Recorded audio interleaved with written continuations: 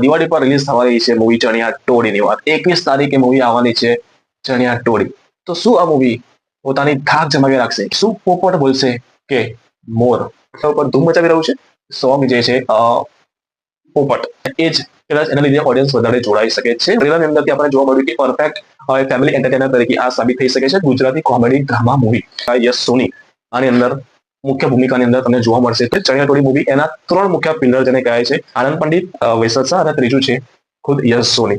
તો વૈસલ શાહને બધા જ જાણતા હશે. તે એક જાના માના પ્રોડ્યુસર છે અને જેમની મૂવી કદાચ અત્યાર સુધીમાં કોઈ પણ મૂવી એમની ફ્લોપ નથી ગઈ અને એમની મૂવીની અંદર યાદીની અંદર એના બ્લોકબસ્ટર મૂવીઝ જે છે છેલ્લો દિવસ કહી શકો ફક્ત પુરુષો માટે, મહિલાઓ માટે, શું થયું, ઘણી બધી એવી મૂવીઝ છે જે વૈસલ શાહે પોતે પ્રોડ્યુસ કરેલી એ ફિલ્મ બધી જ ફિલ્મ બ્લોકબસ્ટર ગઈ છે ગુજરાતી સિનેમાની અંદર. એન્ટરટેનમેન્ટ અને જે ડ્રામા છે એ ઘણો મજબૂત પાસો છે આ મૂવીનો.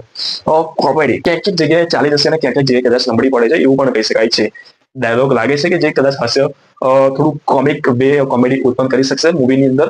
ગુજરાતી મની હાઈસ્ટ તરીકે પણ અત્યારે નામ અપાયું છે.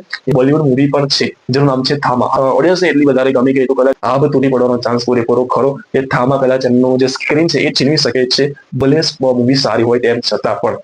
એ મેડોક હોરર સિનેમેટિક યુનિવર્સનો પાર્ટ છે એટલા માટે પણ.